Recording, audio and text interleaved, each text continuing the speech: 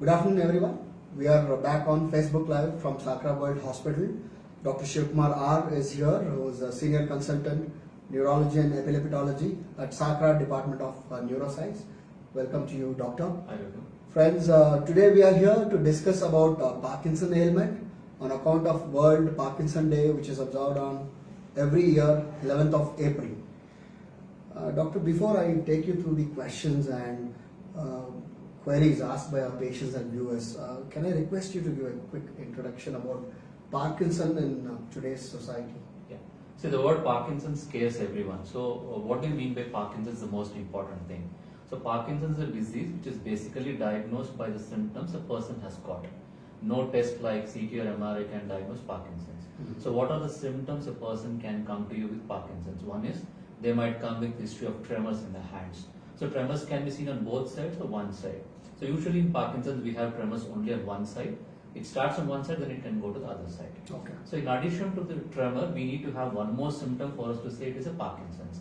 So, what is the other symptom? People can become slow. For example, my movements are fast. The Parkinson's patient can have very slow movements, and their coordination is very slow. Getting up from a chair is slow. Walking into a room and coming back is slow. Turning at one particular point, they find it difficult. So this is called a slowness.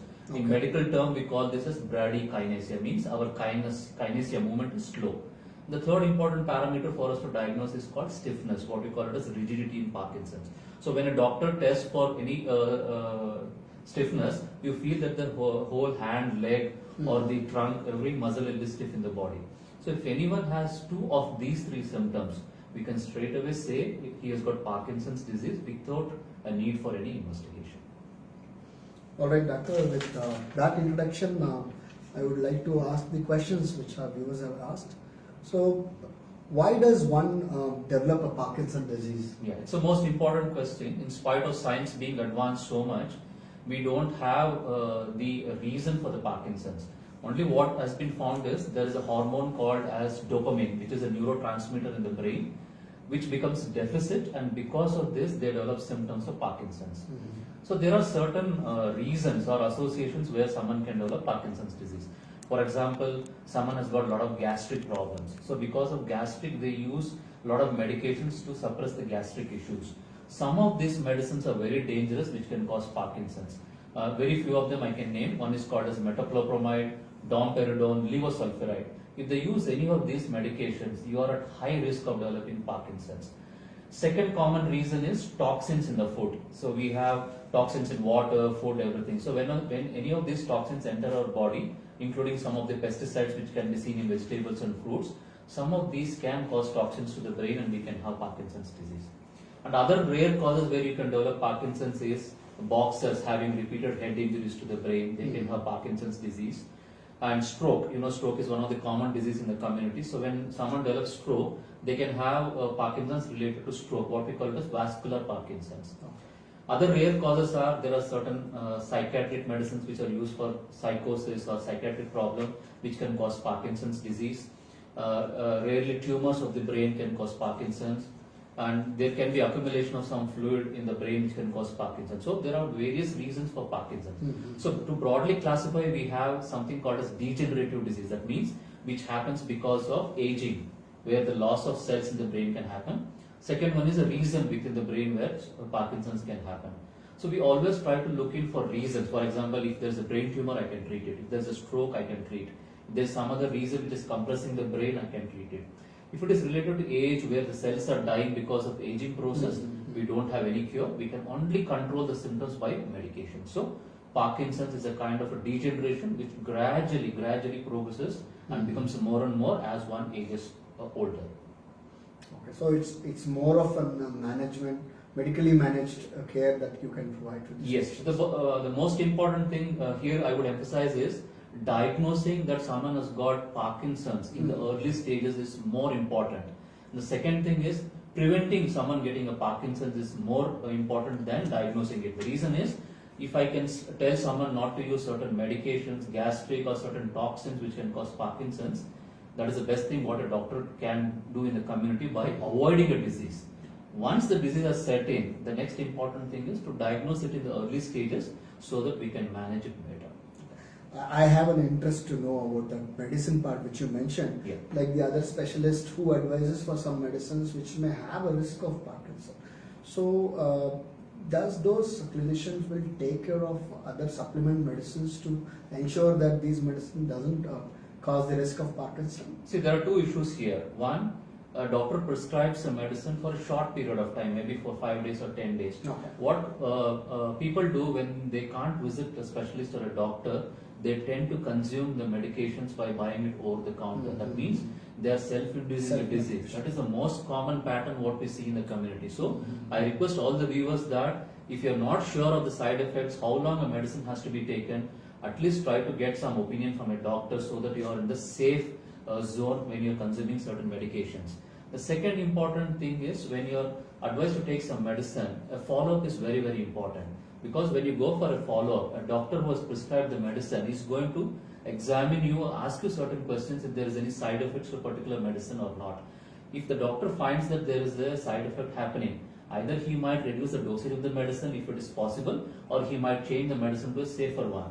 So that is why these two things are very, very important when someone is consuming medicines, and every medicine has its own side effects. So knowing the side effect is very important. Viewers, that's a very precious advice.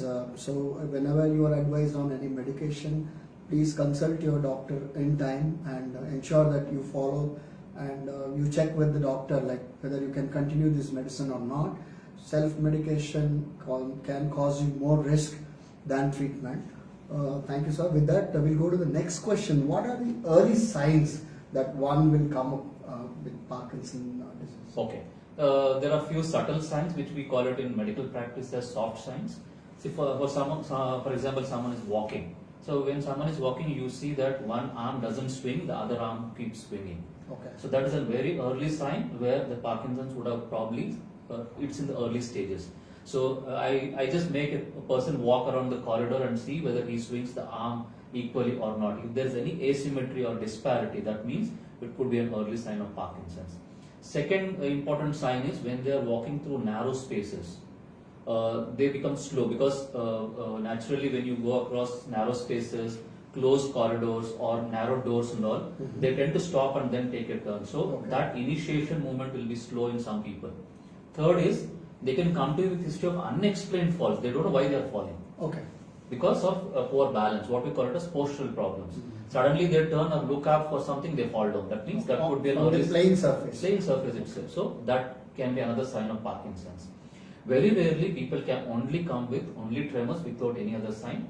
So when they come in early stages, we always say you are in the early stage of Parkinson's. If we find some reason for Parkinson's, we try to reverse that with either stopping the medicine or maybe adding some supplements or some other treatments.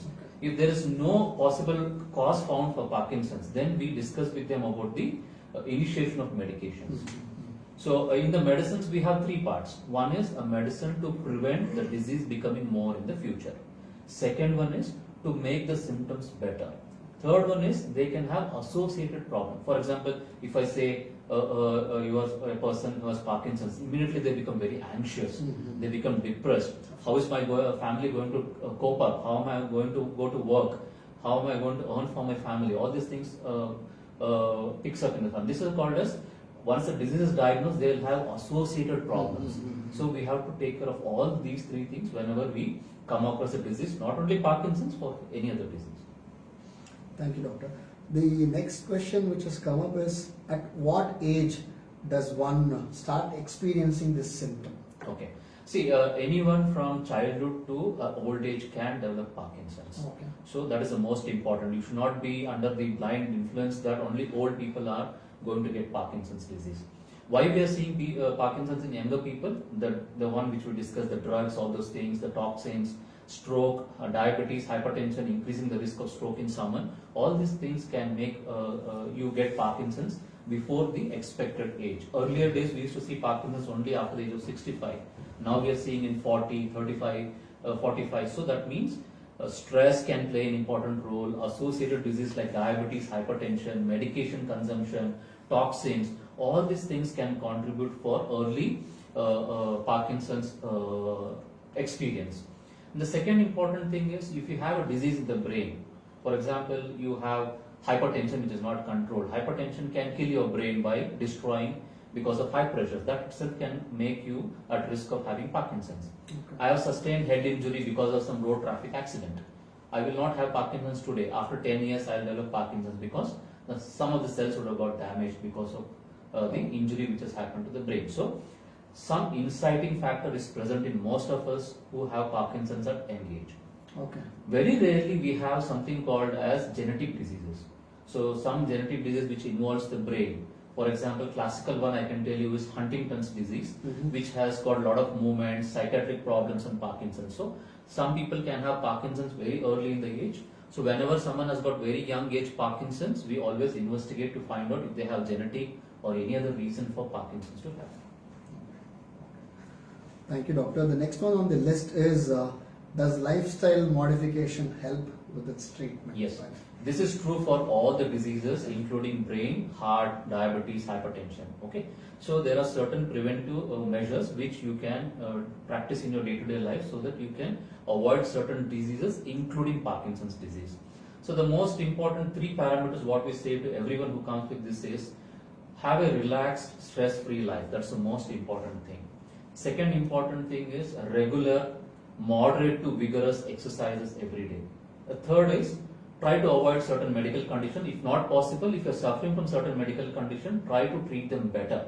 When you treat them better, you can reduce the risk of developing certain diseases like stroke, Parkinson's, epilepsy. All these things can be reduced when you treat the primary disease. That's why we always emphasize for health checkup, treat your hypertension, treat your diabetes, because we are going to prevent certain diseases which can happen after 10 years, 15 years or later in your life. So that throws more light on, like, you know, the initial diagnosis of any ailment is very important, because maybe people may feel that okay, hypertension and diabetes is very common in people and it can be managed by themselves, but if it is not treated well, it can lead to any other serious issues. Yes. So that's what the message I am getting from Yes. this line. I just wanted to ask one more thing, which is actually from one of the viewer who's personally asked. Everyone has stress, so how do we say patient that okay, don't take stress and live a relaxed life? That is a question which comes back to us sometime as a clinical fraternity. So what should I say? See, there's no definition for what is stress. So, for example, I drive a car. If I am used to drive for 30 minutes per day, suddenly I start driving for 2 hours per day. That is a stress on my body. So, stress can come in any form. Lack of sleep can be stress. You working continuously on something could be a stress. Someone giving you external stress is something different. So, stress is something where a body cannot cope up with day-to-day activities. That's the most important. When you feel that your body cannot and your body is undergoing wear and tear, that is the time you have to see that you relax yourself. Relaxation can be anything. It can be music, it can be exercise, it can be just sleeping. Good sleep also is very important for certain things. So, stress, there's no definition, but if you feel there's something which is harming you, I think reducing is the most important. Thank you, sir. Thank you for answering that point. The next one on the list is, can Parkinson can be cured completely? Okay. This is the myth everyone has got, but I would like to tell the truth here that Parkinson's disease, we don't have cure unless there is a reason for Parkinson's. For example, I told you someone has got a tumor or a stroke. I treat the tumor or stroke, maybe in those cases I can treat the Parkinson's, but most of the diseases are like diabetes. Once a diagnosis is done, the treatment is mainly to prevent it becoming more in the future. Second is to control the symptoms and make them lead a normal life or a near normal life, so that they don't get affected by this disease. But complete cure in degenerative diseases where the cells are lost is not possible. We are only trying to control the disease and make sure that it does not affect your quality of life. Oh, okay. So, what effect does one will have on their mental health? when they have See, the Parkinson's? moment you say someone is diagnosed with Parkinson's, so either by you explaining or by googling the symptoms, you will come to know that it is a degenerative disease. So once you know that your brain is aging and you're having this kind of disease, you might develop psychiatric problems like you become anxious, you become depressed, you might feel that you will not be able to function normally.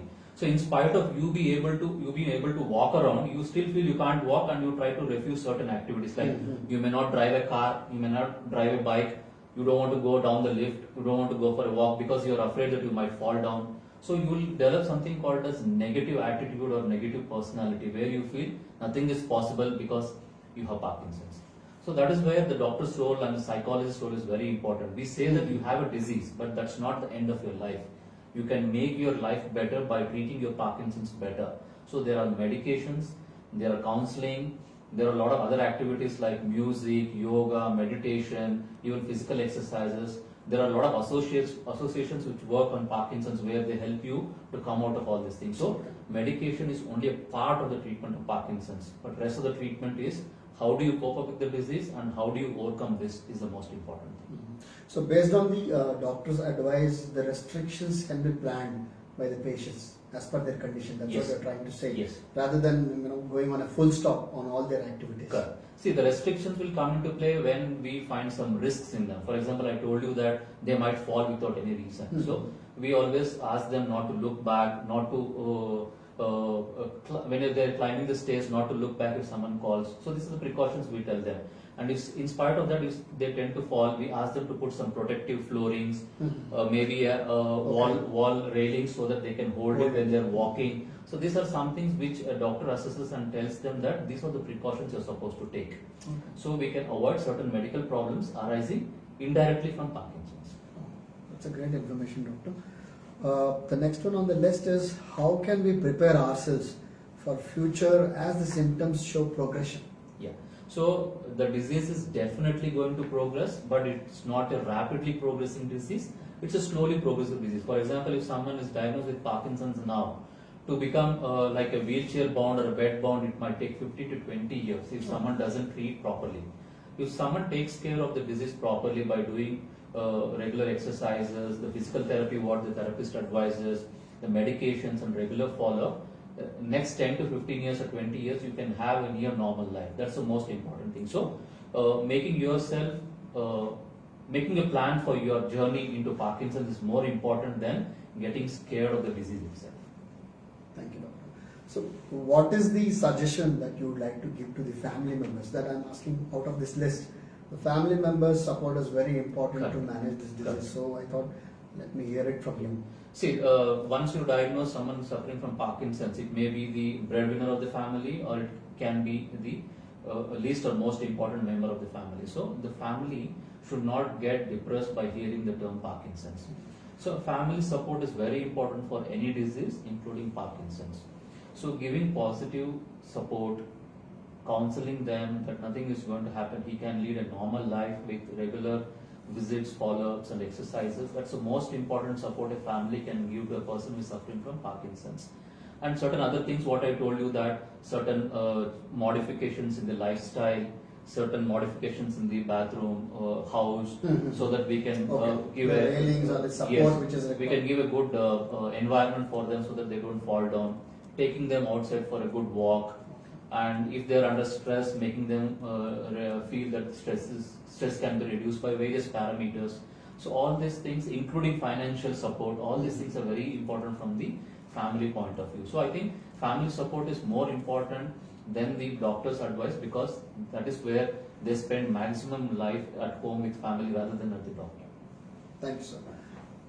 So the next one is what is the physiotherapy contribution in Parkinson, and how frequently you suggest physiotherapy? Because most of the patients says that physiotherapy goes for a longer duration in case of Parkinson. Yeah. See, Parkinson's is a lifelong disease. That means the exercise program, balancing exercise, gait therapy, physiotherapy is going to be throughout your life. That's the most important outline I can give you. The second thing is, I was telling you that when Parkinson's, your body becomes slow and your muscles become stiff.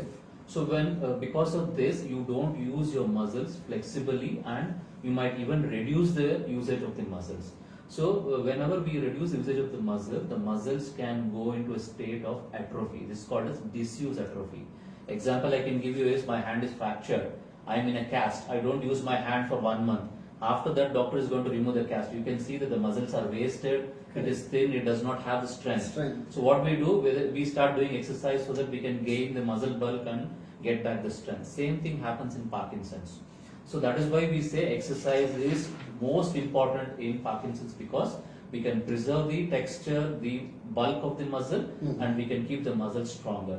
Once we work on the muscles which are weak and make them stronger, it can be easy for them to get up from the chair, walking, doing the regular physical exercise, and even prevention of falls. All these things can be avoided if someone undergoes regular exercise. So exercise, if someone can do of their own, we recommend they do their exercise under the supervision of a physiotherapist. If they feel that they are not confident of doing what kind of right exercises for Parkinson's, they can take help from a neurophysiotherapist who regularly deals with people who have got Parkinson's. Mhm. And what they do is they strengthen your muscles physically by doing physical exercise. They teach you some balancing exercises.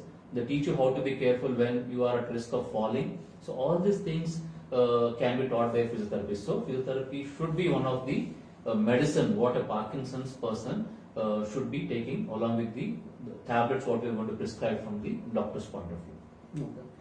Do you want to suggest some exercise for the patient? See, if someone is in the early Parkinson's who is, leading a regular healthy life, what we recommend is a basic exercise like a swim if possible, jogging, Oh. cycling. If someone feels that cycling is at risk, they might fall down. We ask them to go for static bicycles where they can pedal inside the house. They can use a treadmill if the balance is good. So, for early Parkinson's, any of this vigorous exercise, including tennis, badminton, everything is fine. Once they cross into a moderate to severe disease where we feel the movements are slow, we recommend a safer exercises like walking on a plain surface, static bicycles, and whatever games is possible. Always try to maintain the intensity of the exercise on the higher side rather than on the lower side. The day you stop doing exercise, your disease is going to make you more stiffer and it reduces your quality of life. So even if someone is bedridden on a bed, we still recommend physiotherapy because we can still preserve the muscle texture. Thank you, sir. Finally, the point is coming to exercise. Exercise is very important for Yes. all of us. Any message that you want to give on behalf of World Parkinson Day to everyone? Yeah, see this on this occasion of this World Parkinson's Day, the basic idea is to give awareness about how the disease, how it behaves, how we are supposed to respond to the disease. That's the most important. Never be scared by the term Parkinson's once you hear from any doctor because that is not the end of life. It is just the beginning of Parkinson's where you can make your disease better by following certain instructions, good lifestyle. If you're obese, trying to reduce the weight, and if you are taking any medication, stopping the medicines which can worsen your Parkinson's. And the most important, if medications are required to control your problem, the medicines has to be started. And the most important, family support is the most important, which is required for anyone to come out of all these problems. So once you have a good family and your motivation is good when you're diagnosed with Parkinson's, I don't think anything is going to obstruct you from leading a normal life. Great, sir. Thank you so much for that message. And friends, we will conclude this session by thanking Dr. Shivkumar for his valuable inputs and time. Thank you very much, sir. Thank you. And for consultations, please visit our website or you may call our board line. Thank you for watching and stay safe. Thank you.